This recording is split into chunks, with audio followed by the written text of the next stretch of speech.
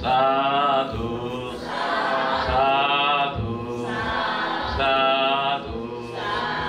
समन्ता जग। ऐसे व्यक्ति यहाँ भी सुख प्रसन्नता से रहते हैं। स्वागत है आप सभी का। आप लोग देख रहे हैं बुद्धास टीचिंग चैनल और हम यहाँ महाकारुणिक तथागत बुद्धा और उनके शिक्षाओं के विषय में चर्चा करते हैं।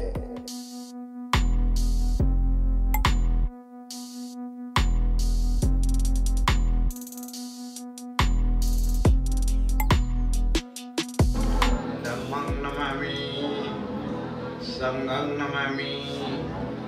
महाकारुणिक तथागत गौतम बुद्ध बोधिसत्व डॉक्टर बाबासाहेब आंबेडकर या ठिकाणी जमलेले सर्व बौद्ध उपासक उपासिका, या ठिकाणी पवित्र असा भिक्खू संघाला त्रिवार अभिवादन। या ठिकाणी आपण आलात, या कार्यक्रमाला उपस्थित झालात। आपण बंतजी संघाला भोजन देऊन आपल्या जीवनामध्ये महान पुण्य संपादन केलं।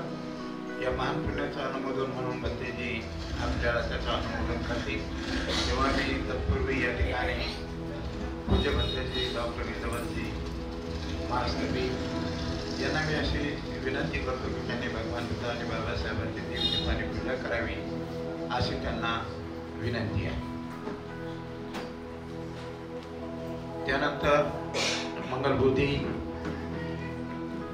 यांना पण मी अशी सूचना करतो की त्यांनी सुद्धा या ठिकाणी यावं आणि भगवान बुद्ध आणि बाबासाहेबांची दीपदीपाने पूजा करावी, अशी त्यांना सूचना आहे। आर्यजी सुद्धा या ठिकाणी आहेत, त्यांनी सुद्धा या ठिकाणी यायचं आहे आणि भगवान बुद्ध आणि बाबासाहेबांची दीपदीपाने पूजा करावी। साधू साधू साधू।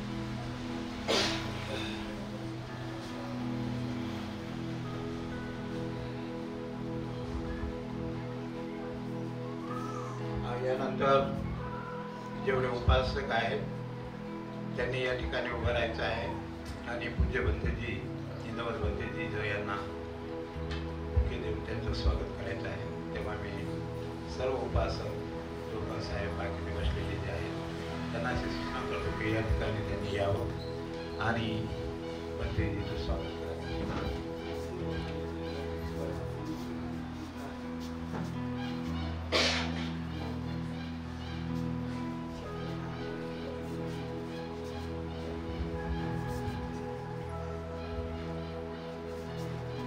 साधु साधु साधु। त्यानंतर बंतेजी मंगलबुद्धी यांचं सुद्धा उपासकांचं स्वागत करतील असे त्यांना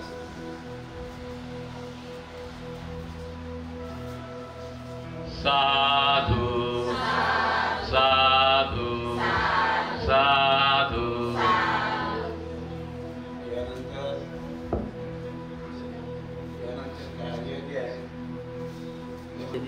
साधु साधु साधु।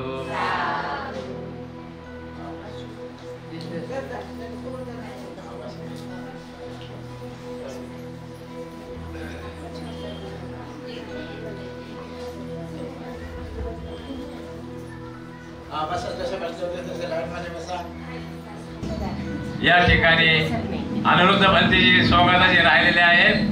तरी जोगदंड साहेबाला मी सूचना करतो की त्यांनी अनुरोध भंतीचं पुष्पगुच्छ देऊन सर्व हनुमान नगरतर्फे स्वागत करावे.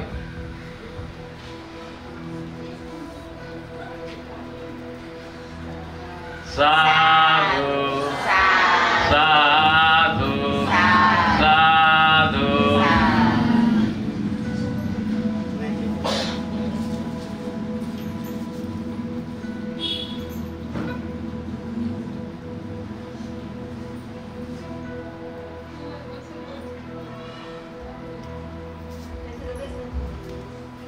हा म्हणा एकदा साधू. अरे हनुमानचं नाव या नगराला. हनुमान डोंगर उचलत होते, तुम्ही निदान छत्त उडवा. म्हणा साधू साधू.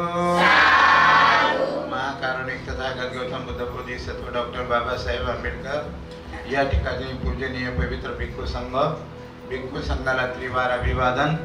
या ठिकाणी जमलेले सर्व बौद्ध उपासक, उपासिका, बालक आणि बालिका आहे. आज आपण या कार्यक्रमाला आवर्जून उपस्थित राहिलात याबद्दल की आपल्याला दान कर्म पूर्ण करण्याची संधी प्राप्त व्हावी. आपण भंतेजीला बोलून देता नाही देता, कोणाला चान्स मिळतो कोणाला नाही मिळत, म्हणून सर्वांनी अशा प्रकारे या ठिकाणी विहारात येऊन भिक्खू संघाला भोजन देऊन आपल्या जीवनामध्ये पुण्य संपादन करायचं आहे.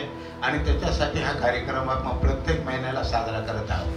मग आपल्याला 5 भंतेजी मिळतील, 10 मिळतील, 2 मिळतील, 3 मिळतील आणि नाहीच मिळाले तर अनुरुद्ध भंतेजी आहेतच, है ना. अशा प्रकारचा आपण मात्र सर्व बोलावून अशा प्रकारचे कार्यक्रम करतो.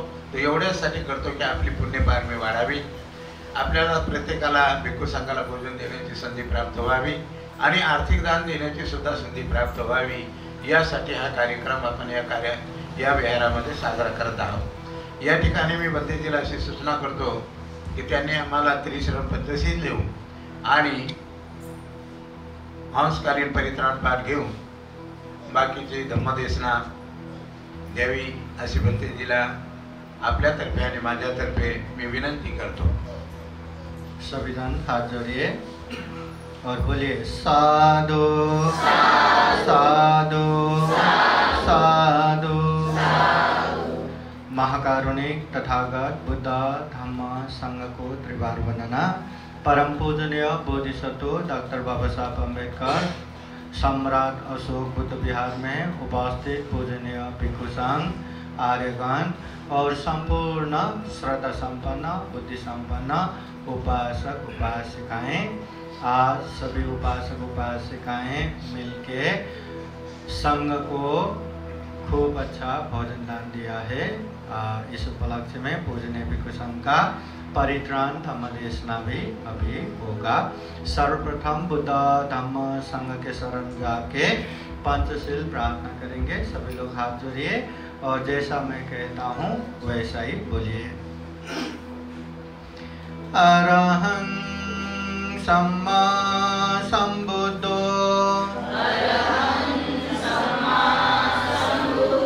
भगवा बुद्धं भगवन्तं अभिवादेमि. स्वाखातो भगवता धम्मो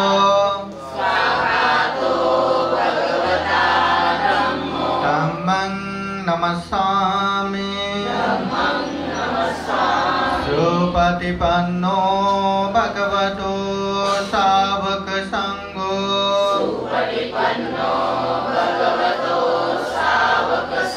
संघं नमामि. सिले अर्पण कीजिए.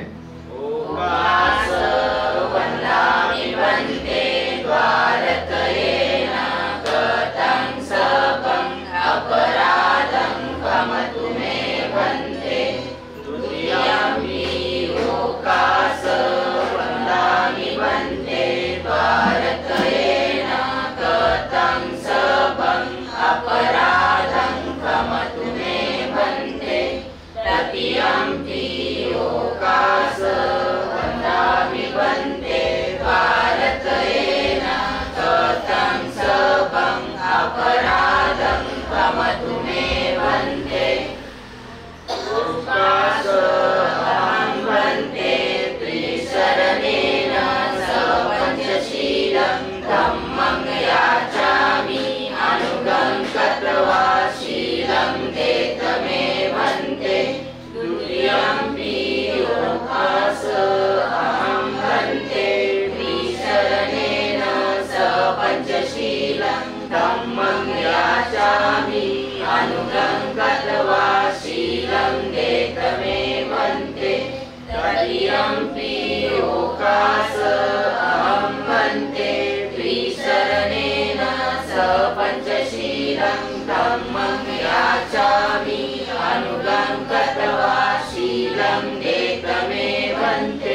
अहं वदामि तं वदेत नमो तस्स भगवतो अरहतो सम्मा सम्बुद्दस्स नमो तस्स भगवतो अरहतो सम्मा सम्बुद्दस्स नमो तस्स भगवतो अरहतो सम्मा सम्बुद्दस्स नमो तस्स भगवतो अरहतो सम्मा सम्बुद्दस्स बुद्धं शरणं गच्छामि बुद्धं शरणं गच्छामि धम्मं शरणं गच्छामि धम्मं शरणं गच्छामि संघं शरणं गच्छामि संघं शरणं गच्छामि द्वितीयम्पि बुद्धं शरणं गच्छामि द्वितीयम्पि बुद्धं शरणं गच्छामि तृतीयम्पि धम्मं शरणं गच्छामि तृतीयम्पि धम्मं शरणं गच्छामि तृतीयम्पि संघं शरणं गच्छामि तृतीयम्पि संघं शरणं गच्छामि तृतीयम्पि बुद्धं शरणं गच्छामि तृतीयम्पि बुद्धं शरणं गच्छामि तृतीयम्पि धम्मं शरणं गच्छामि तृतीयम्पि धम्मं शरणं गच्छामि तृतीयम्पि संघं शरणं गच्छामि तृतीयम्पि संघं शरणं गच्छामि ते शरणगमनं परिपूर्णं पाणातिपाता वेरमणि सिक्खापदं समादयामि पाणातिपाता वेरमणि सिक्खापदं समादयामि आदिन्नदाना वेरमणि सिक्खापदं समादयामि अदिन्नदाना वेरमणि सिक्खापदं समादयामि कामेषु मिच्छाचारा वेरमणि सिक्खापदं समादयामि कामेषु मिच्छाचारा वेरमणि सिक्खापदं समादयामि मुसावादा वेरमणि सिक्खापदं समादयामि मुसावादा वेरमणि सिक्खापदं समादयामि सुरामेरयो मज्जपमादत्ताना वेरमणि सिक्खापदं समादयामि शूरामेरयमज्जपमाददाना वेरमणि सिक्खापदं समादयामि ते शरणेन सह पञ्चशीलं धम्मं साधुकं सुरक्षितं कृत्वा अपमादेन सम्पादेत साधु साधु साधु बुद्धं नमामि धम्मं नमामि संघं नमामि।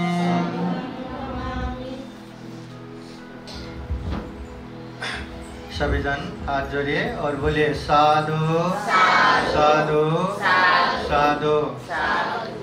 संपूर्ण उपासक उपासिकाएं सभी के जीवन में खूब खूब सुख हो, शांति हो, मंगल हो, कल्याण हो, ऐसी कामना करते हुए पूजनीय भिक्षु संघ अभी परित्राण पाठ करेंगे।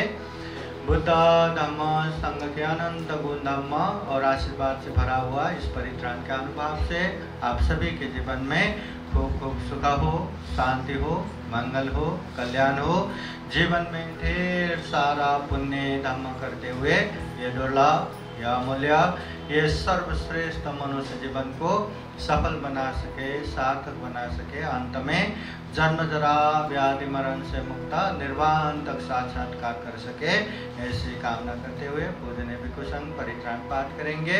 श्रद्धा पूर्वक ध्यान पूर्वक परित्राण पाठ सुनने के लिए 3 बार साधु साधु बोलिए। साधु साधु साधु। समन्ता चक्रवालेषु अत्र गच्छन्तु देवता सादमं मुनिराजस शृण्वन्तु सद्गमोक्तं धम्मश्रवणकालो अयं वदन् अयं वदन्ता परितधम्म सवनकालो अयं वदन्ता नमो तस्स भगवतो अरहतो सम्मा सम्बुद्दस्स नमो तस्स भगवतो अरहतो सम्मा सम्बुद्दस्स नमो तस्स भगवतो अरहतो सम्मा सम्बुद्दस्स इति पिसो भगवान् सम्मा सम्बुद्धो विजाधरण सम्पन्नो सुगतो लोकविदो अनुतरो पुरुषधम्मसारथे सतादेव मनुषाणां बुद्धो भगवाइते स्वाकातो भगवता धम्मो सन्दितिको अकालिको यैपासिको पनायिको पाचता वेदितापो वैन्यो एते सुपदिपन्नो भगवतो सावक संघो उजुपदिपन्नो भगवतो सावक संघो न्यायपदिपन्नो भगवतो सावक संघो सामितिपदिपन्नो भगवतो सावक संघो यदिदं चत्वारि पुरुषयुगानि अथ पुरुषपुङ्गला ये स भगवतो सावक संघो आहुनेयो पाहुनेयो दक्षिणेयो अंजलिकरणेयो अनुतरं पुण्यकेतं लोकसाते एतेन सचवज्जेन सोतिते ओतु सर्वदा एतेन सचवज्जेन सबदुःख सबभय सबरोगो विनाशतो एतेन सचवज्जेन होतु ते जयमङ्गलम् करणीयमत कुशलेन यान्तं शान्तं पदं अभिसमे च सकोजु च सुजु च सुवचो च समुद्वनतिमाने सन्तोषको च सुपरो च अपकेचो च सल्लौकौते शान्तेन्द्रियो च निपको च अपगपो कुलेषु अननुगेदो न च कुतं समाचरे किञ्चित् येन विञ्जो परे उपवदयुं सुखिनो वा खेमिनो वन्तु सर्वे सत्ता भवन्तु सुखिताता ये केचिपानभूताते दशावतावराव अवशेषा दीर्घावा एव महान्तावा मध्यमारसकानुकदोला देतावा एव देता ये च दूरे वसन्ति अभिदूरे भूतावा सम्भवेषि वा सर्वे सत्ता भवन्तु सुखिताता न परो परन्निको वेता नातिमन्येत कथचिनं कञ्चित् यारोसनापदिकसंज्ञा नान्यमन्य सदुःखमिच्छय माताय तानि अम्बुतं आयुषा एकभूतमनुरखे एवं सर्वभूतेषु मानसं भावये अपरिमाणं वेदां च सर्वलोकास्मिन् मानसं भावये अपरिमाणं उदं अदोषधिरियं च असंवादं अवेदं असपतं एतं चरन् निसिन्नो वा शयानो वा यावता सविगतमिदो येदं सदिं आदितेया ब्रह्ममेतं विहारं इदमाहो एतिं चानुपगम्यशीलवा दर्शनेन सम्पन्नो कामेषु विनयगेदं नहि जातु गपशय्यं पुनरेति एतेन सचवज्जेन सोतिते होतु सर्वदा एतेन सचवज्जेन सर्वदुःखा सर्वभया सर्वरोगो विनाशतो एतेन सचवज्जेन होतु ते जयमङ्गलं yang nunnimitang avamanggalang ca yo camana pusakuna sasado papagaudu subinang akantang buddhanubhavena vinasamento yang nunnimitang avamanggalang ca yo camana pusakuna sasado papagaudu subinang akantang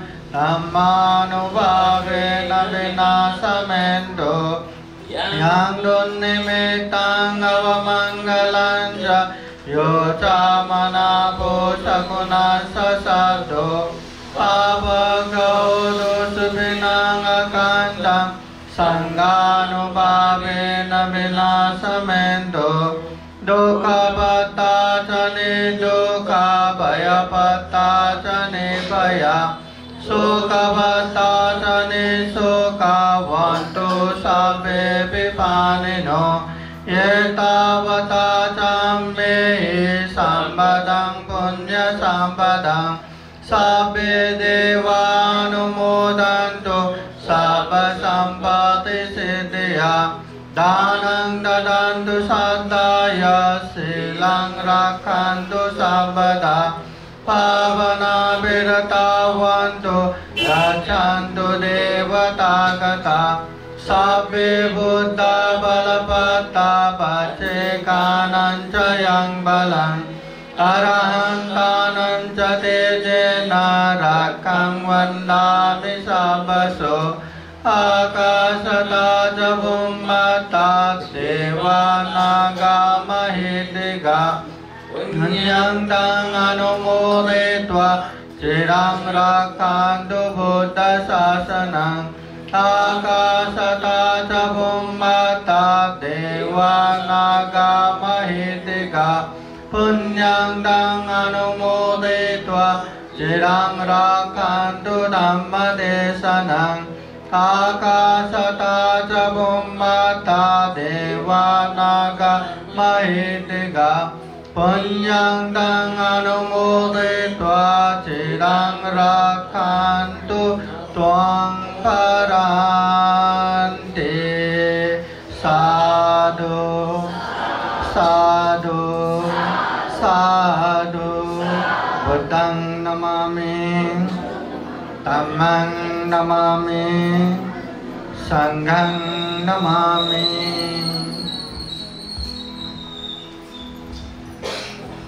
यानंतर लगेचच आपण या ठिकाणी प्रवचनाला सुरुवात करणार आहोत.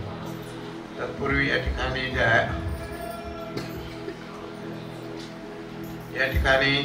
ज्या आर्याजी बसलेल्या आहेत आपल्या उजव्या बाजूला, तर मी त्यांना अशी सूचना करतो आर्याजींना की आपण एक 10-15 मिनिटाचं प्रवचन देऊन आम्हाला उपकृत करावं अशी सूचना आर्याजींना मी करत आहे.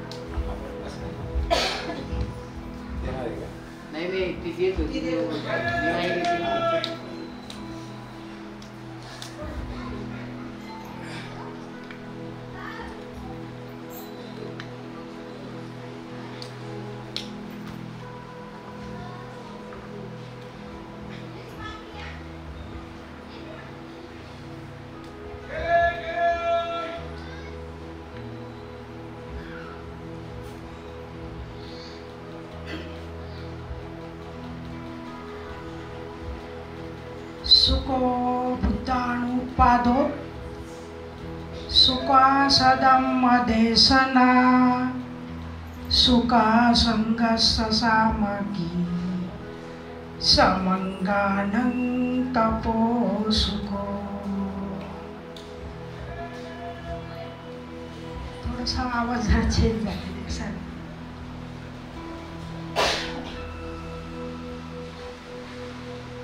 तर हे पाली भाषेतील गाथा आहे.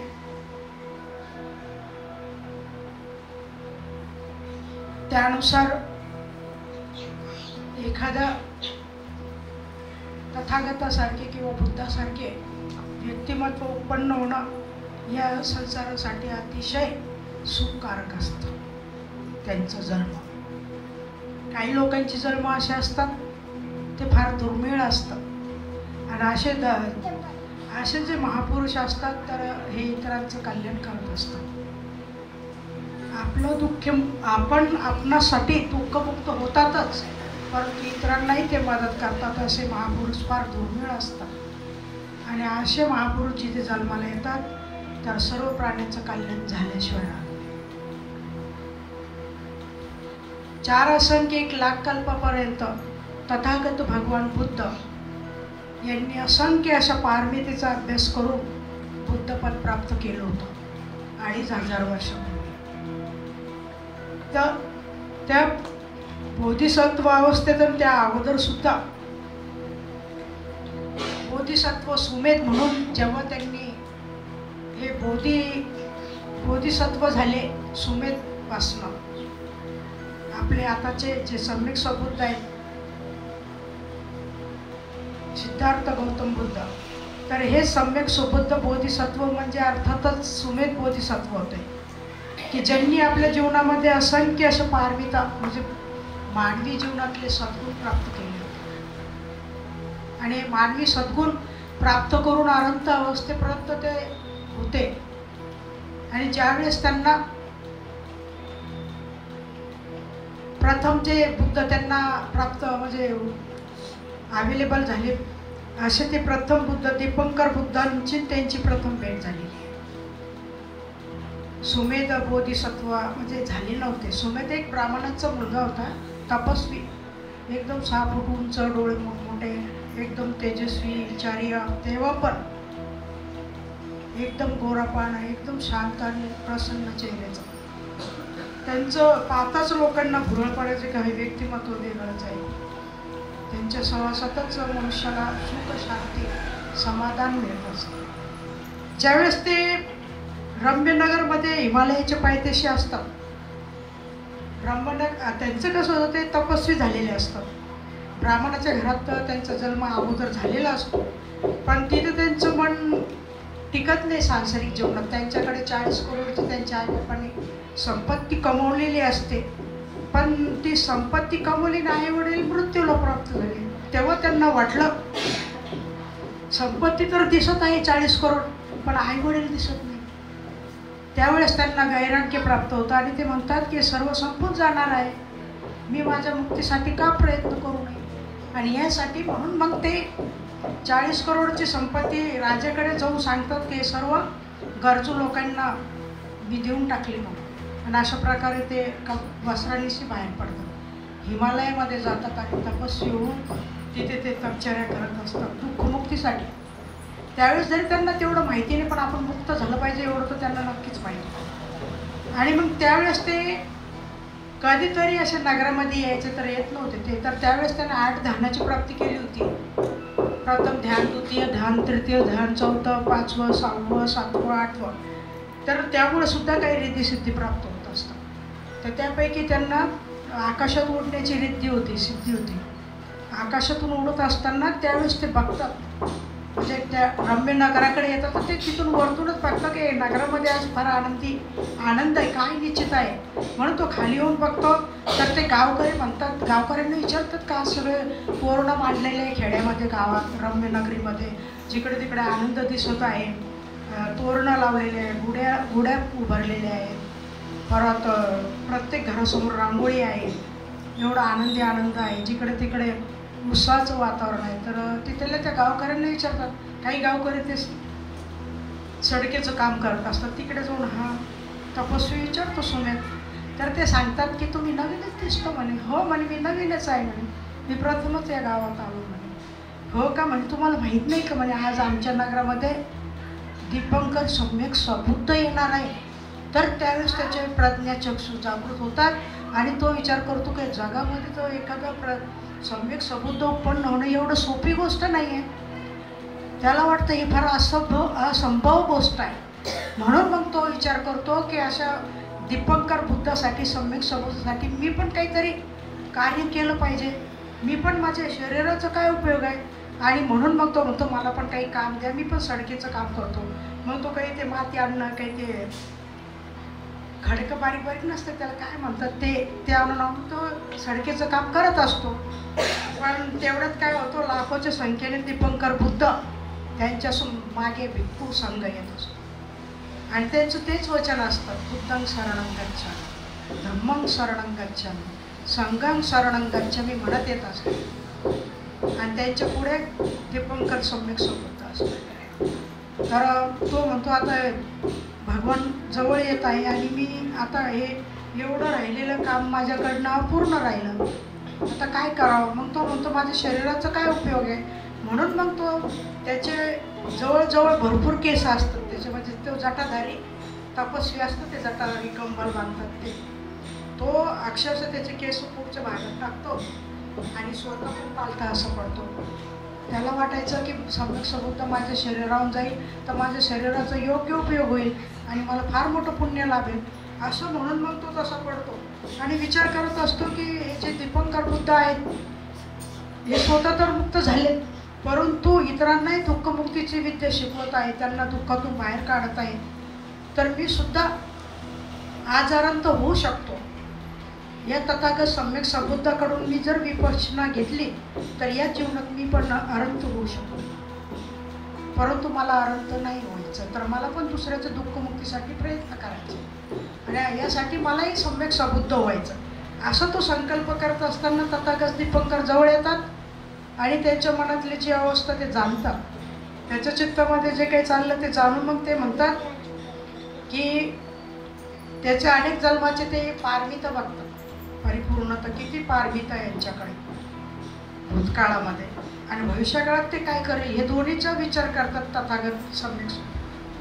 तेव्हा त्यांना कळून येतं का हा व्यक्ती फार दृढ निश्चय आहे आणि हा अगोदरही यांच्याकडे अरंत बनण्याची पारमिता आहे, आज तो अरंत होऊ शकतो आणि भविष्यातही तो प्रयत्न करून सम्यक सबुद्ध होऊ शकतो. तेव्हा मग त्या दीपंकर बुद्धाने आकाशवाणीमध्ये केली त्यावेळेस की भिक्खूंनो, हा जो पडलेला तपस्वी सुमेध आहे हा अमुक अमुक कल्पामध्ये अमुक अमुक अशा कपिलवस्तू नगरामध्ये त्याचे आई वडील असणार आहेत, आई असणारे महामाया आणि वडील शुद्धोदन यांच्या पोटी तो जन्माला येणार आहे.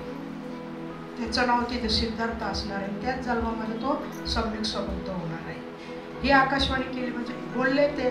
तर त्यावेळेस असं म्हटलं जातं की सर्व दिशांनी साधुकार झाला, देवता लोकांनी साधुकार आनंदाने दिला आणि भिक्खू लोकांनी सुद्धा त्याचं वंदन केलं. तर अरंत ही अवस्था फार मोठी आहे, ही दुःखमुक्तीची अवस्था आहे आणि याच्यामध्ये अरंत अवस्था ही फार श्रेष्ठ आहे. आता तुम्हाला तर माहिती आहे भगवान बुद्धाच्या कालावधीमध्ये अनेक भिक्खू भिक्षुणी अरंत होत्या झाल्या भगवान बुद्धामुळे, उपासक उपासिका सुद्धा अरंत झाले. पण तरी बुद्धाचं सामर्थ्य आणि अरंत लोकांच्या सामर्थ्यात फरक आहे. बुद्ध आहे, बोधिसत्व आहे, श्रेष्ठ असतात, त्यांचं कार्य त्यांचं त्याग फार मोठा असतो आणि परिणामस्वरूप त्यांचे बलसुद्धा मोठे असतात. आणि अशा प्रकारे तिथे तो सम्यक सबुद्धत्व धारण करतात म्हणजे बोधिसत्व आता सुमेध आणि तिथून ते कार्याला लागतात. तुम्हाला तर माहिती आहे की सिद्धार्थ या जन्मामध्ये त्यांनी कपिलवस्तूमध्ये त्यांचं चित्त नेहमी चिंतनच करायचं, विचारच करायचे, ते सर्व जगाकडे करुणाने बघायचे, परंतु त्यांचं चिंतन कंटिन्यू चालायचं, सातत्याने चालायचं. त्याचं कारण असं होतं की तुम्हाला तर माहीत आहे का त्यांना कोणत्याही गोष्टीची कमी नव्हती, ते तर गरीब मुळीच नव्हते आणि एवढं असून एवढे ऐश्वर्य सोडून ते दुःखमुक्तीच्या प्रश्नासाठी बाहेर पडले. हे जगात एवढं दुःख काय आहे, म्हातारपण काय येतं. आजही आपले लोक कोणी विचार करत नाही काय म्हातारपण कशामुळे येतं, जन्म कशामुळे आहे, मृत्यू कशामुळे आहे, म्हातारपण कशामुळे येत आहे, आजारी कशामुळे पडतोय. या गोष्टीचा विचार या जगात फार प्रज्ञावान लोकच करू शकतात, बाकी इतर नाही. तर असा विचार ते नेहमीच करायचे आणि परिणामस्वरूप त्यांच्या लग्नाला अनेक वर्ष झाले तरी त्यांना मूलबाळ होत नाही लवकर. आणि मग लास्टला जेव्हा त्यांचं समजा निष्क्रम्य दिवस जवळ येतो घरदार सोडायचं, त्यांचे ठरलेलं असतं ते. आणि त्यावेळेस मात्र 29व्या वर्षी त्यांना समजा राहुलचा जन्म येतो. यशोधरा आणि सिद्धार्थाचं लग्न होऊन बरेच वर्ष झालेले असतात, त्यांचे 15-16 वर्षातच लग्न झाले, पण ते घरदार सोडता 29व्या वर्षी. तर अशा पद्धतीने आपण बघतोच आहे की सिद्धार्थ शेवटी आपल्या अंतिम लक्ष्यामध्ये सक्सेस होतात. आणि असं काही आकस्मिक कारण घडतं आणि परिणामस्वरूप घरदार सोडतात. आता घरदार सोडण्याची प्रवृत्तीची नैष्क्रम्य पारमितं पण ती सोपी नाही, सर्वांना जमण्यासारखी नाही. ज्यांनी अनेक जन्मात घरदार सोडला असेल त्यांच्यामध्ये ते मनावर संस्कार असतील तेच घरदार सोडतात, दुसरं सोडू शकत नाही. कारण किती श्रीमंत असलं तरी नाही सोडणार आणि गरीब असला अत्यंत तरी नाही सोडणार. तरी मनाचे जे संस्कार आहे, म्हणून एका ठिकाणी भगवान बुद्ध म्हणतात की भिक्खूंना हे भिक्खू लोक त्यांना विचारतात भगवंत जग कशावर चालू आहे, कशावर वाहतं, कशावर चालतं. तेव्हा भगवंत म्हणतात हे सर्व जग याला वाहून नेणारं चित्त आहे, मन आहे. हे जग या चित्तावरच चालतं, वाहतं. समजलं तुम्हाला? कारण प्राणी मात्राची जी अवस्था आहे ती 6 इंद्रिय त्यापैकी मन आहे. आणि मन स्ट्रॉंग आहे ना, मनाच्यामुळेच आपण दुःखमुक्त होऊ शकतो. हे शरीर आपण त्याला सहाय्यक आहे, परंतु मनाच्या माध्यमातून कुशल कर्म करूनच आपण हे दुःखमुक्त होऊ शकतो, अन्यथा होऊ शकतो. तर सर्व गोष्टी अशा असल्यामुळे 15 मिनिटं होत आहे की काय, तर असं असल्यामुळे आपण या गोष्टीकडे लक्ष दिलं पाहिजे की आपलं मन शुद्ध केलं पाहिजे. कारण बुद्धाचं एक वचन आहे पाली भाषेतलं, सप्प पापस्साकरणं कुशलस्य उपसंपदा सचित्त पर्योदपनं एतं बुद्धानुशासनं. म्हणून बुद्धाचं शासन, बुद्धाचं शिकवण, बुद्धाचं शिक्षण काय आहे तर हेच आहे की सर्व पापापासून सर्व प्राणी मात्रांनी दूरच राहिलं पाहिजे. पाप करण्यापासून दूर राहणं, कुशल कर्म करणं, मन शुद्ध करणं, हेच सर्व बुद्धाचं सांगणं आहे आपल्याला. आणि म्हणून मन श्रेष्ठ आहे आणि मनाच्या माध्यमातूनच आपल्याला उत्तुंग दुःखमुक्तीचं पर्वत चढून जायचं आहे. आणि या सर्व दुःखाचा नाश करून शेवटी अंतिम आपल्याला सुखाला प्राप्त व्हायचं आहे. आणि यासाठी आपल्याला बुद्धाच्या मार्गानेच गेलं पाहिजे. कारण बुद्धाच्या मार्गाच्या शिवाय जर तुम्ही जाण्याचा प्रयत्न केला तर जाऊच शकणार नाही, तुम्हाला त्याचा लाभही होणार नाही. जसं शील महत्त्वाचं आहे, बुद्ध म्हणतात शील हे सर्वोत्तम वस्तू आहे जगातली.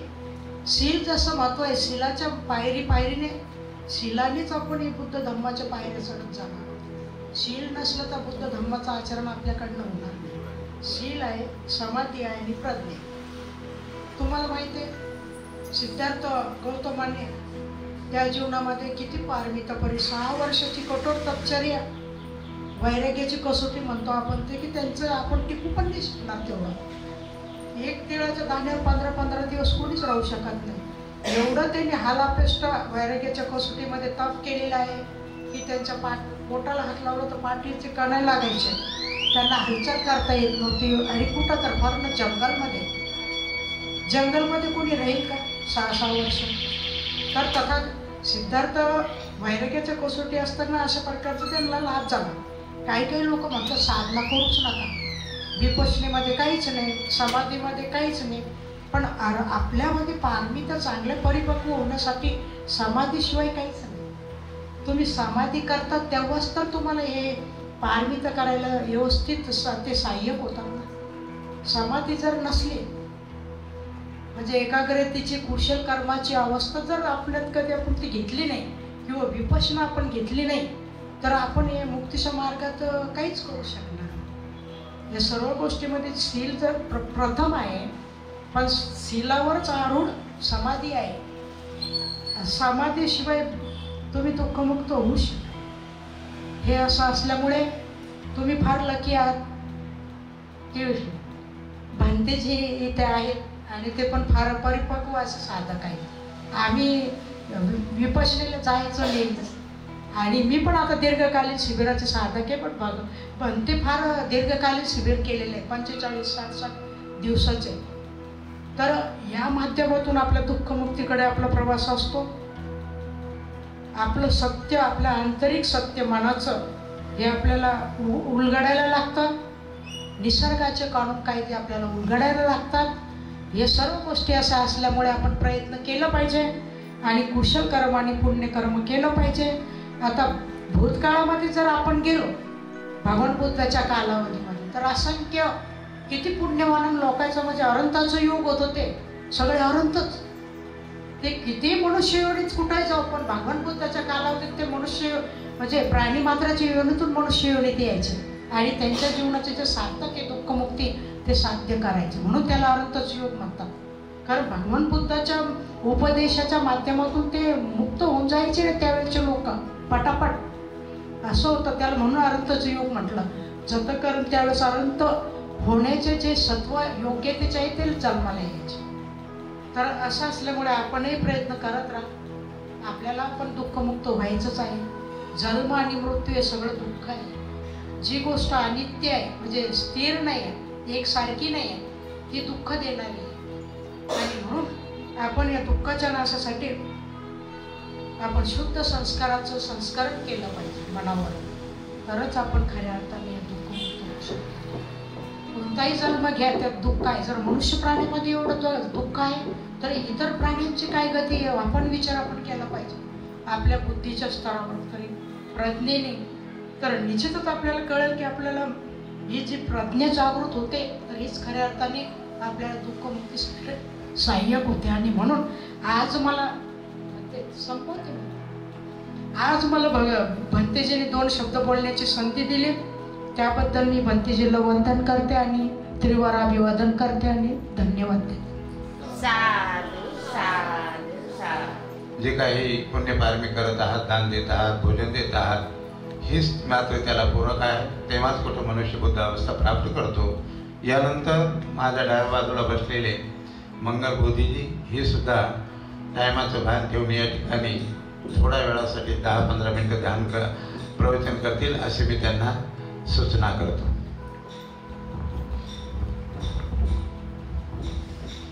मला साधू साधू साधू सुख बुद्ध न उपादो सुख धम्म देशना सुख संगस समग्रे समग्रं दगो सुखो. विश्वाला शांतीचा, करुणेचा, मैत्रीचा संदेश देणारे तथागत महाकारुणिक सिद्धार्थ सम्यक संबुद्ध यांना त्रिवार वंदन. भगवान बुद्धाच्या प्रज्ञेतून स्थापन झालेला सतधम्म, या सतधम्मा सुद्धा त्रिवार वंदन. याच सतधम्माचा 2500 वर्षापासून भिक्खू संघ रात्रंदिवस प्रचार आणि प्रसार करतो. या भिक्खू संघांना सुद्धा त्रिवार वंदन करतो. आज या ठिकाणी सम्राट अशोक बुद्ध विहार येथील उपासक उपासिका यांनी असा संकल्प केलेला आहे की दर महिन्याला भिक्षू संघास भोजन दान देऊन पुण्यपारमिता प्राप्त करायची आहे. तर या ठिकाणी माझी बहुतेक माझ्या मनाने दुसरी वेळेस आहे माझी, दुसरी वेळेस आलेलो आहे मी. तर या ठिकाणी या कार्यक्रमाला हजर राहिलेले आमचे पूज्य भदंत डॉक्टर इंदमजी भंते, यांनाही माझा त्रिवार वंदन, तसेच माझे ज्येष्ठ भिक्षू अनिरुद्ध भंतेजी यांनाही त्रिवार वंदन आणि आर्यांची विषयी मंगल मैत्री. या ठिकाणी भंतेजीने मला 10 ते 15 मिनिट बोलण्याचा अवकाश दिलेला आहे. तेवढंच बोलणार आहे, कारण की पुढील कार्यक्रम आहे हे समजूनच त्यांनी दिलेलं आहे. तर आज कमीत कमी आता 3रा महिना आहे का 4था महिना भोजनदान जे करतात तो 3 महिन्यापासून बघा, 3 महिन्यापासून सर्व पुण्य पारमिता पार करतायत. पारमिता पार करणं म्हणजे फार मोठं पुण्यकर्म आहे. आणि हा हनुमान नगरमधील उपासिका आणि उपासक संघ दर महिन्याला, म्हणजे आज 3रा महिना आहे, 3 महिने भिक्षू संघाला भोजनदान देत आहे, भिक्षू संघाला अर्थदान देत आहे आणि फार मोठं पुण्यकर्म प्राप्त करत आहे. तर आज 3रा महिना झालेला आहे. आता यानंतर तुम्हाला सूचित करतो की पुढच्या महिन्यापासून, जुलै महिन्यापासून वर्षवास चालू होतो. 21 तारखेपासून 21 तारखेला आषाढ पौर्णिमा आहे आणि आषाढ पौर्णिमेपासून आपला वर्षवास चालू होत आहे. तर या वर्षवासामध्ये 3 महिन्याचा वर्षवास आहे. तर आपण या आपली पुण्य पारमिता वाढवली पाहिजे. या वर्षवासामध्ये तुम्ही जेवढं पुण्यकर्म करताल तेवढं तुमच्या हिताचं आहे, तेवढं तुमच्या मुक्तीचं आहे, तेवढं तुम्हाला जीवन मुक्तीचा मार्ग आहे. या 3 महिन्यामध्ये भगवंताने सांगितले 3 महिने एवढे आपले परिपूर्ण आणि एवढं पुण्यकर्म कमवण्याचे 3 महिने आहेत वर्षवास. तर या वर्षवासामध्ये माझी इच्छा प्रकट करतो, पण तुमची काय असेल ते असो. या वर्षवासामध्ये 3 महिने आपण कमीत कमी आठवड्याला 1 वेळेस भोजनदान दिलं भिक्षू संघाला तरी फार मोठे पारमिता होईल. कारण की आठवड्याला म्हणलं तर महिन्यातून 4 वेळेस, महिन्यातून 4 वेळेस म्हणजे 3 महिन्यात 12 वेळेस असं भोजनदान देऊन पुण्यकर्म करता येईल. पण त्याच्यावर तुमची कमिटी नियमित कमिटी करून ते काय ते विचार करा. पण माझी एक सूचना आहे की वर्षवासामध्ये जेवढं तुम्ही पुण्यकर्म प्राप्त करताल तेवढं तुमचं हिताचं आहे. तर आमचे काही उपासक उपासिका यांना सूचना आहे की वर्षवास म्हणजे त्यांना वाटतं की आमचाच वर्षवास आहे काय की, म्हणून काही उपासिका 3 महिने उपास धरतात. आम्हाला वर्षवास आहे, आम्हाला वर्षवास आहे. परंतु हा उपासक उपासिकाचा वर्षवास नाही, हा वर्षवास आहे भिक्खू संघाचा. या भिक्खूचा वर्षवास आहे. कारण की भगवंताच्या कालावधीमध्ये खूप पाऊस पडायचा. त्या पावसामध्ये काही भिक्षू नद्यामध्ये वाहून जायचे, काही भिक्षू आजारी पडायचे, काही भिक्षूला जखमा व्हायच्या चालताने. तर याच्यामुळे हे सर्व भिक्षू मरण पावलेले. त्यामुळे भगवंताने हा नियम बनवला की भिक्षूनो, तुम्ही 3 महिने वर्षवासा कालामध्ये पाऊस काळामध्ये अजिबात कुठं बाहेर निघायचं नाही. एका जागेवर एका विहारात राहायचं, कुठेही थांबायचं आणि तुम्ही तुमची साधना करीत राहायचं 3 महिने. आणि उपासकाला सूचना केली होती की उपासकानो, जो भिक्षू तुमच्या सानिध्यात राहील त्या भिक्षूला तुम्ही भोजनदान, जीवनदान, अष्टपरिष्कार दान, तुमचा अष्टपरिष्कार दान झाल्यानंतर शय्यादान असं दान देत राहा.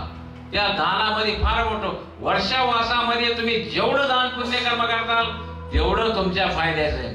तर हे उपासकाचं काम आहे की भिक्षूला पूर्ण सांभाळणं, भिक्षूची जबाबदारी तुमच्यावर घेणं, भिक्षूला काय लागेल ते वस्तू आणून देणं, हे उपासकाची जबाबदारी. हे भगवान बुद्धांनी त्यावेळेस सांगितलेलं होतं.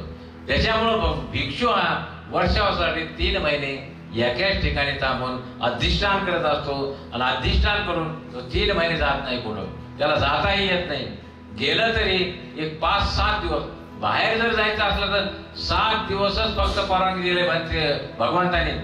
7 दिवसाच्या व्यतिरिक्त तुम्हाला 8 दिवस झाले तर तुमचा वर्षवास तुटतो, वर्षवास मान्य होत नाही. त्याच्यामुळे भगवंताने भिक्षूला सुद्धा सूचना दिली की तुम्ही 7 दिवसाच्या आत तुम्ही ज्या ठिकाणी वर्षवास करता त्याच ठिकाणी यायला पाहिजे. तर अशा गोष्टीत की हे फार मोठं पुण्यकर्म आलंय आता तुम्हाला करण्यासाठी. तर हेच पुण्यकर्म भगवान बुद्धाच्या काळामध्ये बघा, धम्मपद वाचला असेल ना कोणी? धम्मपद वाचलं का कोणी? धम्मपदामध्ये 16वी गाथा आहे. 16वी गाथा वाचा तुम्ही. धम्मपदामध्ये काय सांगितलेलं आहे? मरण कशा प्रकारे यायला पाहिजे, मरणानंतर काय, माणूस मारल्यानंतर काय, हे भगवान बुद्धांनी धम्मपदाच्या 16व्या गाथ्यामध्ये सांगितलेलं आहे. तर त्या गाथ्यामध्ये असा सारांश की मी थोडक्यात सांगतो की त्या कालावधीमध्ये श्रावस्तीमध्ये एक धम्मिक नावाचा फार मोठा उपासक होता. धम्मिक, त्याची पत्नी, त्याच्या 7 मुली आणि 7 मुलं, असं 16 जणांचा एका घरामध्ये परिवार होता. 16 जण.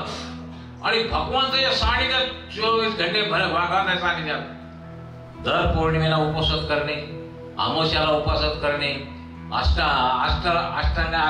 अष्टशील पालन करणे, हे पूर्ण त्यांचं उपवासामध्ये पूर्ण विपश्यना करणे आणि भगवंताचं दररोज जाऊन प्रवचन ऐकणं. हा धम्मिक याचं सर्व कुटुंबाचं करीत होतं, पूर्ण करीत होता. त्यांना धर्म माहित होता.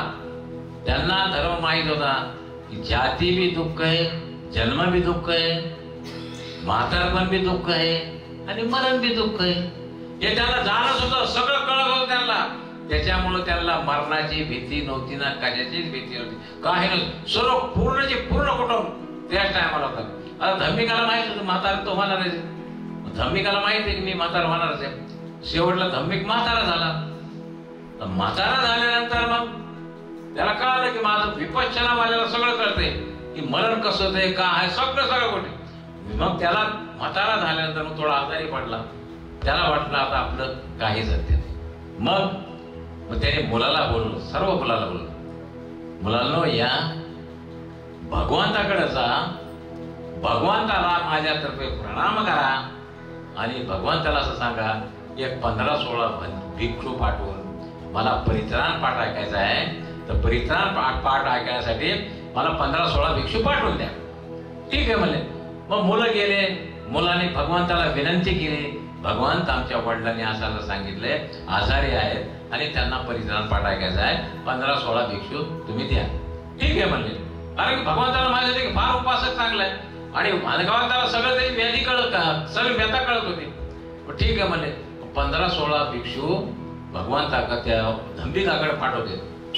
धम्मिकाला पाठवल्यानंतर सगळे धम्मिक मध्ये आणि सगळं भिक्षू असं तर काकवांचा परित्राण पाठ ऐकायचं.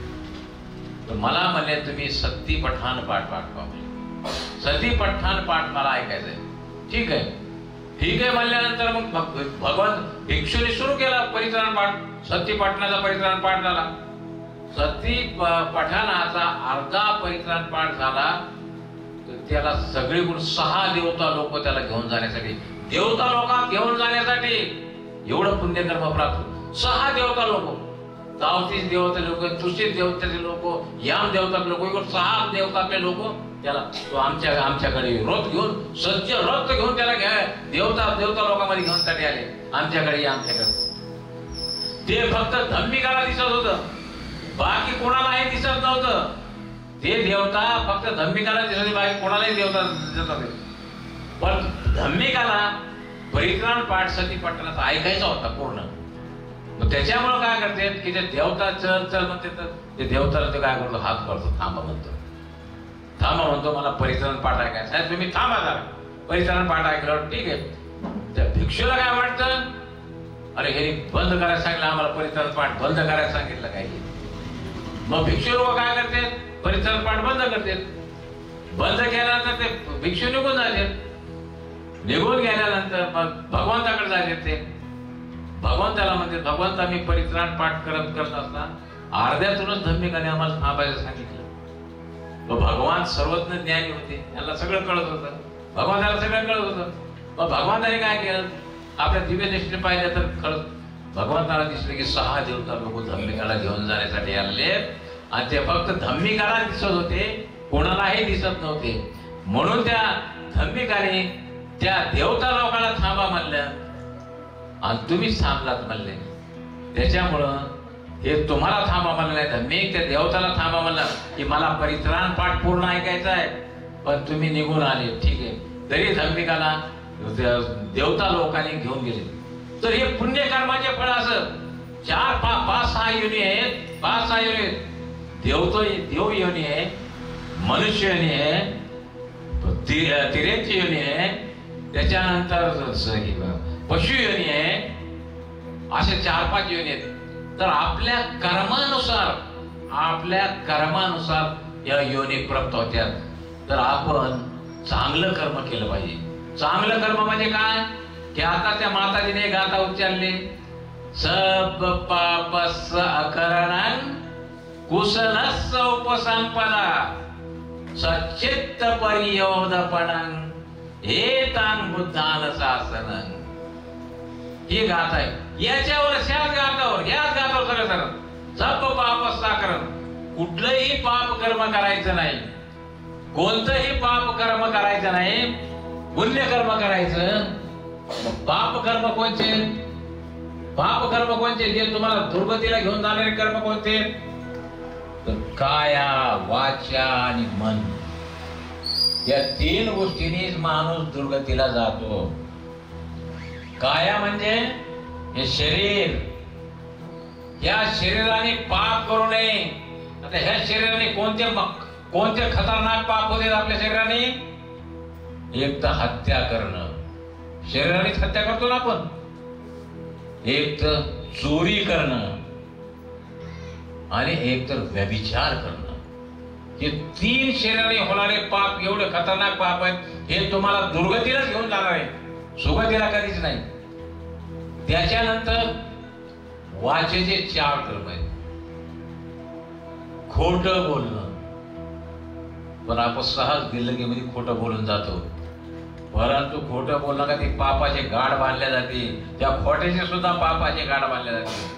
खोटं बोलू नका, कुणाची चुगली करू नका, आपसात भांडणं लावून देऊ नका. ज्यांचं चांगलं चालते त्यांच्यामध्ये भांडण विद्वेष करू नका.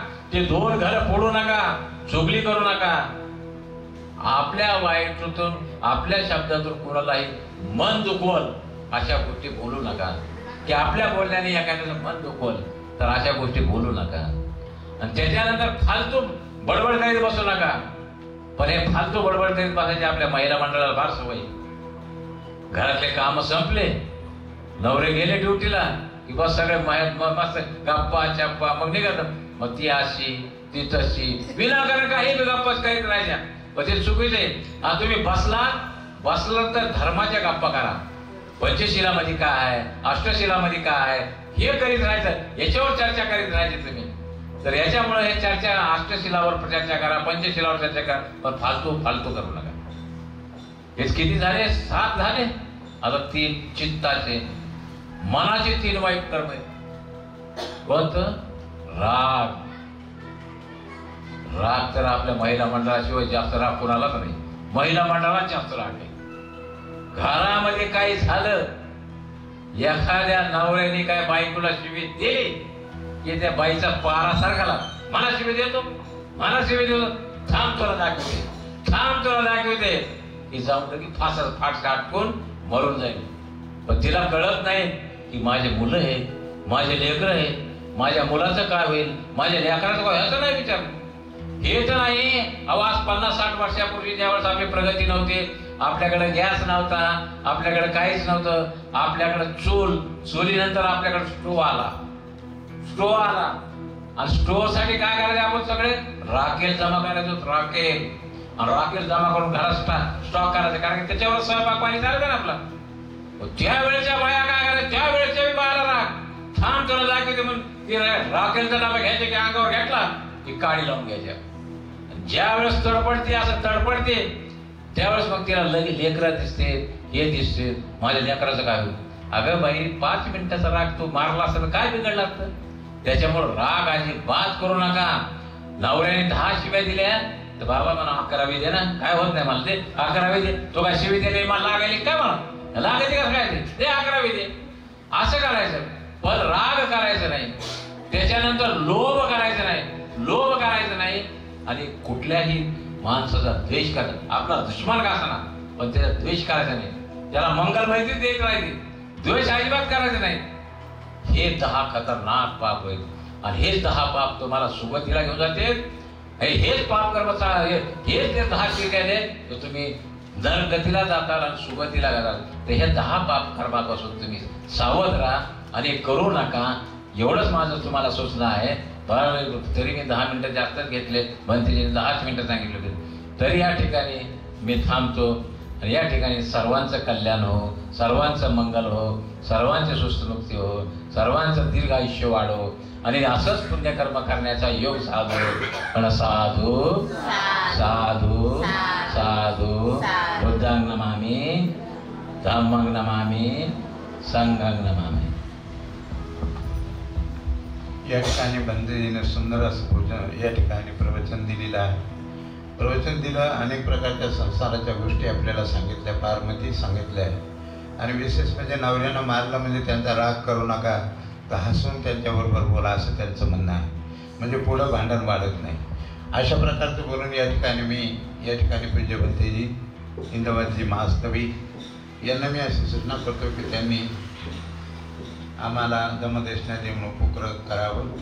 मी आपल्यातर्फे आणि आपल्यातर्फे सुद्धा मी भंतेजीला पुन्हा एकदा विनंती करतो की त्यांनी आम्हाला दमदेशना देऊन उपकृत करावं असे मी त्यांना विनंती करतो.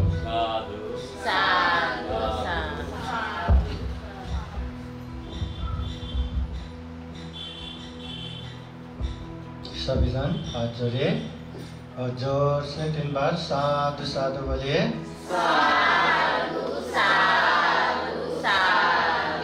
इत सोचति पेच सोचति पापकारी उभयत सोचति सो सोचति सो विहान्यति देस्वाकम्म किलितमर्तनो इदमोदति पेच्चमोदति कतपुण्योभयतमोदति सोमोदति सोपमोदति देस्वाकम्म विशुद्धिमर्तनो.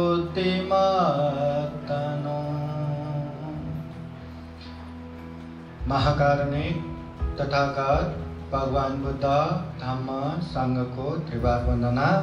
परम पूजनीय बोधिसत्व डॉक्टर बाबा साहब अम्बेडकर, उपस्थित पूजनीय भिक्षु संघ, आर्यगण, उपासक उपासिकाएं तथा बुद्धास टीचिंग चैनल देख रहे संपूर्ण श्रद्धा संपन्न बुद्धि संपन्न उपासक उपासिकाएं, यहाँ जितने भी लोग हैं, चाहे अच्छा करो या बुरा करो, करने का माध्यम 3 है.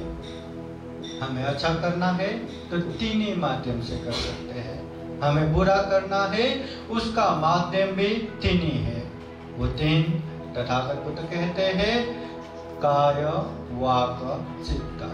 या तो हम शरीर से करते हैं, या तो हम वाणी से बोलते हैं, या तो हम मन से सोचते हैं. काम हम कुछ न कुछ करते रहते हैं, या तो अच्छा करते हैं या तो बुरा करते हैं. वाणी हम कुछ न कुछ बोलते रहते हैं, या तो अच्छा बोलते हैं या तो बुरा बोलते हैं. मन से कुछ न कुछ हम निरंतर सोचते रहते हैं. भले ही हम शांत रूप से यहाँ बैठे हैं, धम्म देशना सुन रहे, फिर भी मन शांत नहीं बैठता. जिसका कितना भी बोलने की आदत ना हो, उसका मन अंदर ही अंदर इतना बोलते रहते, मन शांत नहीं बैठता. तो मन में भी या तो अच्छा चलता रहता है या तो बुरा चलता रहता है. अभी जो भी कर्म करने का माध्यम है, शरीर है, वाणी है, मन है. आप लोगों को क्या लगता है, हम शरीर से ज्यादा अच्छा करते हैं या बुरा करते हैं? आप लोगों को क्या लगता है, वाणी से हम अच्छा बोलते हैं या ज्यादा बुरा बोलते हैं?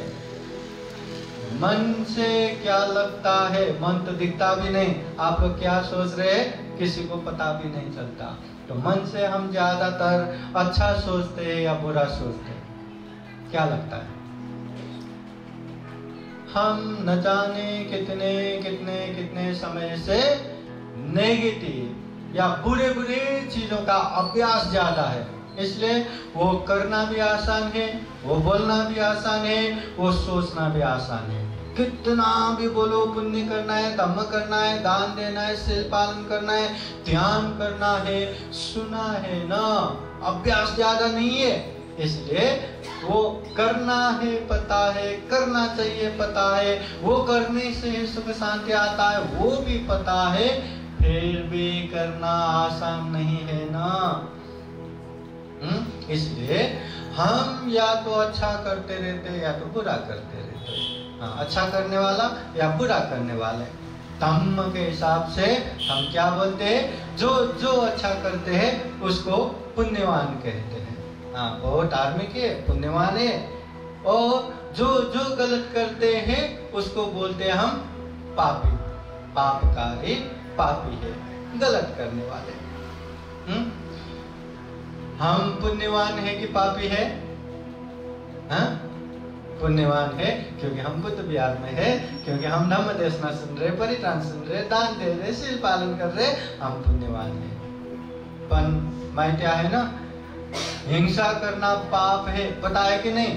मच्छरों को मारना भी पाप है, पता है कि नहीं? अब पाप करने वाले को क्या बोलते हैं? अरे बाप रे, हम पापी है कि नहीं? नहीं है ना। हाँ, हिंसा किया तो भी नहीं है। जो गलत करता है उसको पापी बोलते हैं, जो अच्छा करता है उसको पुण्यवान कहते हैं। और तथागत बुद्ध स्पष्ट कहते हैं, इस दुनिया में जो जो गलत करता है, जो जो पाप करता है, उसको हमेशा दुख ही आता है, अशांति आता है। बुद्ध कहते हैं, इद सोचती पेच सोचती पापकारी उभयथ सोचती। जो गलत काम करता है, जो पाप करता है, ऐसा व्यक्ति इधर भी शोक संताप करते हैं, इधर भी दुख अशांति से जीते हैं, और आगे जाके भी दुख अशांति से रहते हैं। कौन रहते? पाप करने वाले। पाप करने वाले दोनों जगह पे अशांति रहते हैं। चेहरा देखो, हाँ, बुद्ध विहार में आने वाले का भी चेहरा देखो, जो जो गलत करने वाले और कुशल करने वाले ना, एकदम परेशान में, एकदम टेंशन में, एकदम अरे कितना सुखा सुखा सा दुखी जैसा दिखता है। और जो पुण्य करने वाले, जो धर्म करने वाले, उसका मन, उसका चेहरा ही प्रसन्न, उसको देखने वालों का मन भी प्रसन्न होता है, ऐसा प्रसन्न होता है। इसलिए जो गलत काम करता है, जो अकुशल काम करता है, जो पाप करता है, इधर भी दुख अशांति से रहते हैं और बाद में भी दुख अशांति से रहते हैं। और ऐसे पापी व्यक्ति, अरे बाप रे, मैंने ऐसे पाप किया, मैंने ऐसे गलत किया, वो सोच सोच के ही दुखी होते हैं और भयंकर शोक संताप में रहते हैं। मतलब पाप करने वाले हमेशा दुख अशांति से रहते हैं। और तथागत बुद्ध कहते हैं, इद मोदति पेच मोदति कत पुण्यो उभयथ मोदति। जो पुण्य करता है, जो धम्म करता है, जब जब मौका मिले धम्म देशना सुनता है, धम्म चर्चा करते हैं, दान देते हैं, शील पालन करते हैं, ध्यान साधना करते हैं, जो सेवा करने की जगह पे सेवा भी करते हैं, सम्मान करते हैं, आदर गौरव करते हैं, पुण्य करते हैं, तो सबको कल्याण हो करके पुण्यानुमोदन भी करते हैं। और जिसने पुण्यानुमोदन किया उसको प्रसन्न होकर साधुकार भी देते हैं। जो जो अच्छा करते हैं, जो पुण्यवान है, जो धम्मवान है, वो सुख पूर्वक रहते हैं, शांत पूर्वक रहते हैं।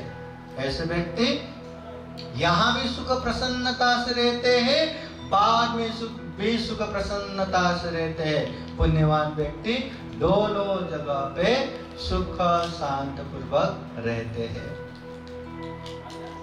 हम पुण्य करते हैं कि नहीं?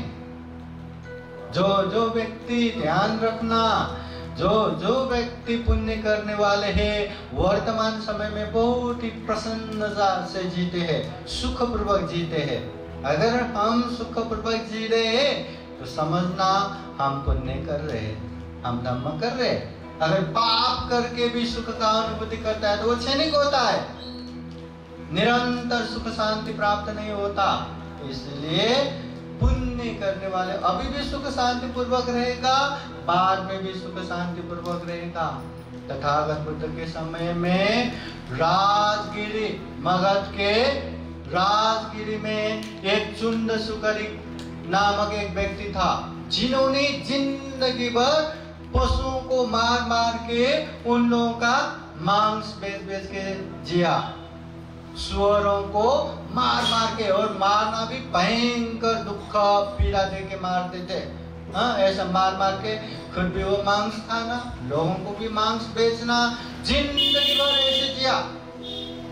मरण समय में ऐसे बीमार हो गया, ऐसे बीमार हो गया, 7 दिन तक सुअर जैसा, इंसान होके भी सुअर जैसा एकदम भयंकर पीड़ा से चिल्लाना, इधर भागना उधर भागना, भागना भी इंसान जैसा नहीं, 4 हाथ पैर से ऐसे भागना जैसे कि सुअर ही हो, ऐसे भागते थे। उनके परिवार लोग शर्म से, लाज से कि बाहर के लोग ना देखे करके उसको कमरे में बंद करके रखते थे, फिर भी इतना भयंकर चिल्लाना। अभी वहां से भिक्षुगण ये भिक्षाटन के लिए जाते थे तो ऐसे आवाज सुन सुन के इधर वेणुवन बुद्ध विहार में आके तथागत बुद्ध को कहते थे कि सुंदर सुकरी के वहां पे बहुत ही बड़ा उत्सव हो रहा होगा कि हरदम हर क्षण वहां सुअरों को मार रहा है, इतना चिल्ला रहा है सुअर। तो बुद्ध कहते हैं वहां किसी सुअर को नहीं मार रहा है, जो सुअरों को मारने वाला सुंदर सुकरी के वही पाप की वजह से खुद भी सुअर की तरह चिल्ला रहे। 7 दिन तक भयंकर दुख पीड़ा भोग करके मरने के बाद वो पाप से दुर्गति में पतन हो गया। जो गलत करता है, जो अकुशल करता है, यहाँ भी दुख शांति से रहते हैं और बाद में भी दुख शांति से रहते हैं। और जो पुण्य करने वाले पुण्यवान व्यक्ति, जैसे अभी हमने धम्मिक उपासक का उपदेश सुना, श्रावस्ती, कौशल देश की श्रावस्ती में रहने वाला ये धम्मिक उपासक जिंदगी भर बुद्ध विहार में जाके भिक्षु संघ का सेवा करके खूब पुण्य किया, खूब धम्म किया, धम्म पूर्वक जीने वाले वो धार्मिक व्यक्ति, इसलिए उसका नाम ही धम्मिक रह गया।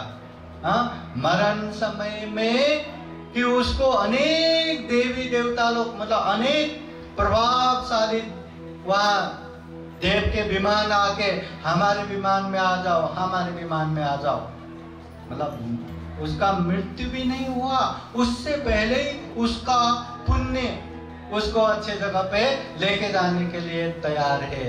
मतलब जो व्यक्ति पुण्य करता है, धर्म करता है, यहाँ भी खूब सुख शांति पूर्वक रहेगा और ये जीवन के बाद भी खूब सुख शांति पूर्वक जिएगा। तो हमें सुख शांति चाहिए कि नहीं, या हमें दुख शांति चाहिए? एक बात ध्यान रखना, इस दुनिया में सिर्फ इंसान ही है, सिर्फ और सिर्फ इंसान ही है जो धम्म की बातें सुन सकते हैं, धम्म समझ सकते हैं। ये पाप है, ये धम्म है, ये समझ सकते हैं। ये पाप मुझे नहीं करना, ये पुण्य करना है। ऐसे पाप से दूर रह के पुण्य कार्य में आगे बढ़ सकते हैं केवल और केवल इंसान है।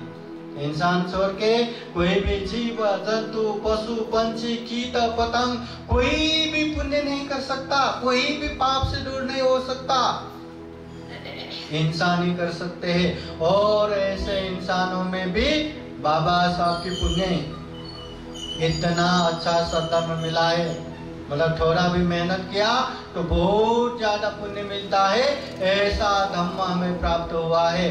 इसलिए जीवन में खूब पुण्य करना चाहिए, खूब धर्म करना चाहिए।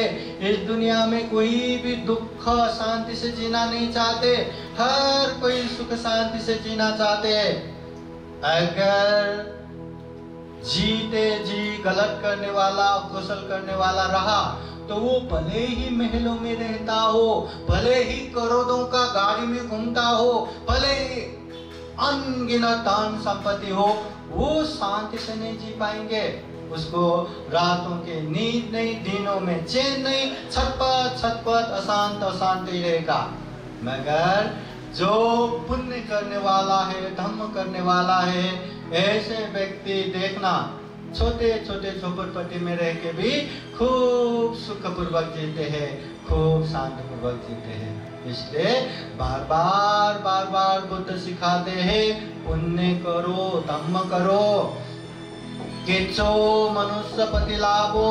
ये मनुष्य जीवन प्राप्त होना बहुत ही दुर्लभ है, बहुत ही अमूल्य है, बहुत ही सर्वश्रेष्ठ है। ऐसा जीवन मिला है।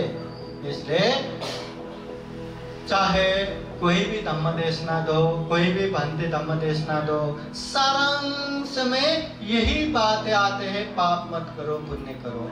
महाकारुणिक तथागत बुद्ध होने के बाद गांव नगर जनपद देश देशांतर में चारिका करते हुए अनगिनत धम्म देशना दिए, अनगिनत धम्म का प्रचार प्रसार किए। और बुद्ध के महापरिनिर्वाण बाद बुद्ध के धम्म और विनय जो संग्रह किया तो उसमें 84,000 धम्म स्कंद, 84,000 धम्म देशना संग्रह किया। और बाद में वही धम्म और विनय, वही बुद्धवाणी को त्रिपिटक ग्रंथ के रूप में संग्रह किया। शुद्ध पिटक, विनय पिटक, अभिधम्म पिटक।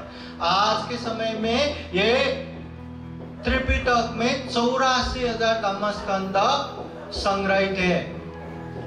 शुद्ध पिटक में 21,000, ये विनय पिटक में 21,000 धम्म स्कंद, और ये अभिधम्म पिटक में 42,000 धम्म स्कंद, 84,000 धम्म स्कंद धम्म देशना संग्रह है।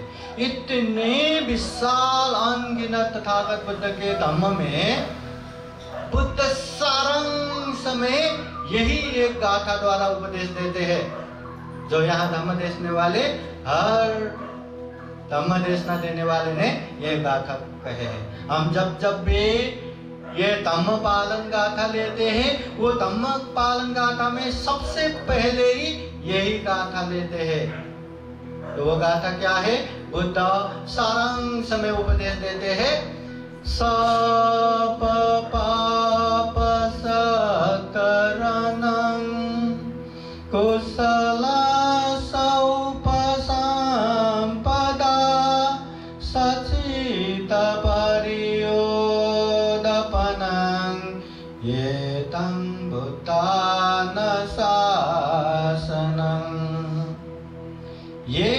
बुद्धान शासनम, ये बुद्धों का शासन है, शिक्षा है, धम्म है, उपदेश है। क्या है? सब पाप सकरणं, दुनिया में जो भी गलत है, अकुशल है, पाप है, उसे मत करो। कुशल उपसंपदा, जो कुशल है, पुण्य है, धम्म है, उसे पालन करो। सचित परियोदपनं, अपने चित्त को परिशुद्ध रखो, अपने चित्त को परिशुद्ध रखो। ये तम बुद्धान शासनं, ये बुद्धों का शासन है, शिक्षा है, धम्म है, उपदेश है। जो भी पाप है मत करो, चाहे शरीर से हो, वाणी से हो, मन से हो। जो भी पुण्य है, धम्म है, उससे पालन करते जाओ और चित्त परिशुद्ध रखो। एक बात ये भी है, हर किसी को ये बात अच्छे से पालन वो पता रहता है। हर धम्म ये सिखाते हैं कि पाप मत करो, पुण्य करो।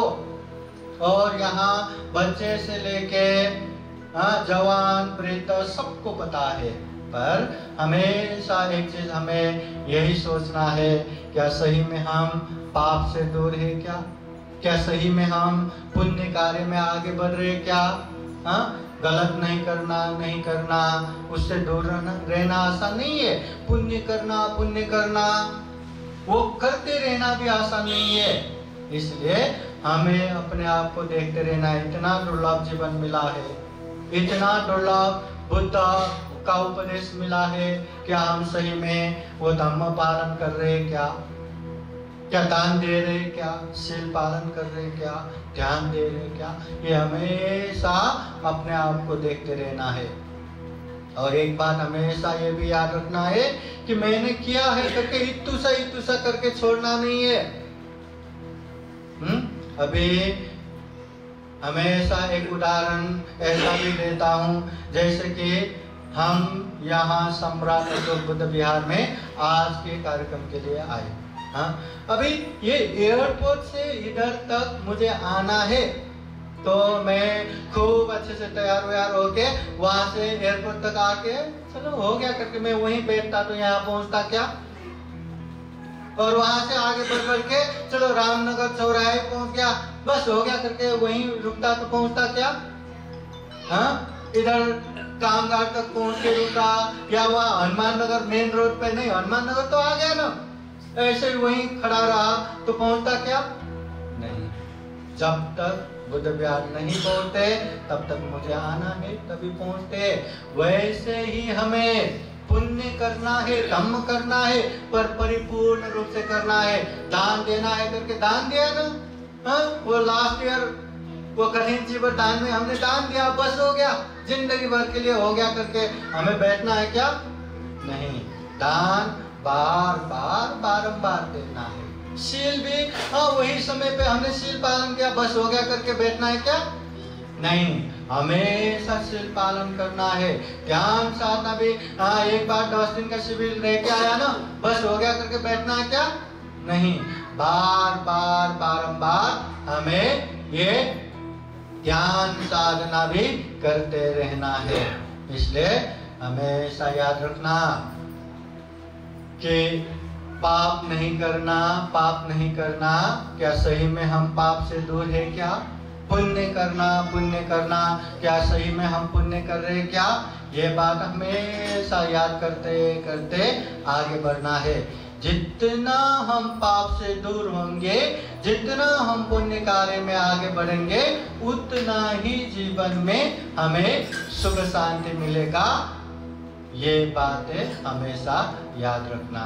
तो उपासक उपासिकाएं हम भी जीवन में खूब पुण्य कर सके, खूब धम्म कर सके, जीवन में ढेर सारा पुण्य धम्म करते हुए ये दुर्लभ, यह अमूल्य, ये सर्वश्रेष्ठ मनुष्य जीवन को सफल बना सके, सार्थक बना सके, अंत में जन्म जरा व्याधि मरण से मुक्त निर्वाण तक प्राप्त कर सके, ऐसे कामना करते हुए ये धम्मदेशना यही समापन करते हैं। सबका मंगल हो, सबका कल्याण हो, भवतो सब मंगलम।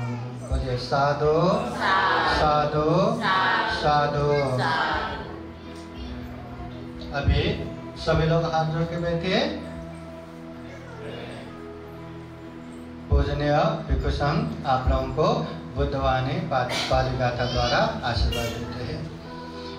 सबे देव विवाजन्तु सर्वरोगो विनाशतु माते भवत्वन्तरायो सुखी दीर्घायुको भव। भवतु सर्वमङ्गलं रक्षन्तु सर्वदेवता सर्वभूतानुभावेन सदा सोते भवन्तु ते। भवतु सर्वमङ्गलं रक्षन्तु सर्वदेवता सर्वधर्मानुभावेन सदा सोते भवन्तु ते। भवतु सर्वमङ्गलं रक्षन्तु सर्वदेवता सर्वसङ्घानुभावेन सदा सोते भवन्तु ते।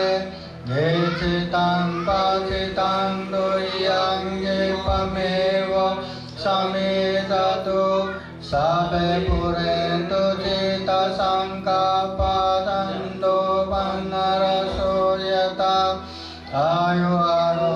सम्पत्ति सर्ग सम्पत्तिमेव च अधो निब्बान सम्पत्ति इमिनाते समेधतो साधु साधु साधु बुद्धं नमामि धम्मं नमामि संघं नमामि अहं वन्दामि सर्वदा।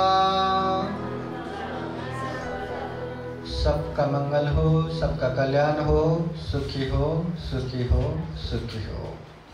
साधु साधु साधु। बुद्धं नमामि, बुद्ध को नमन करता हूँ।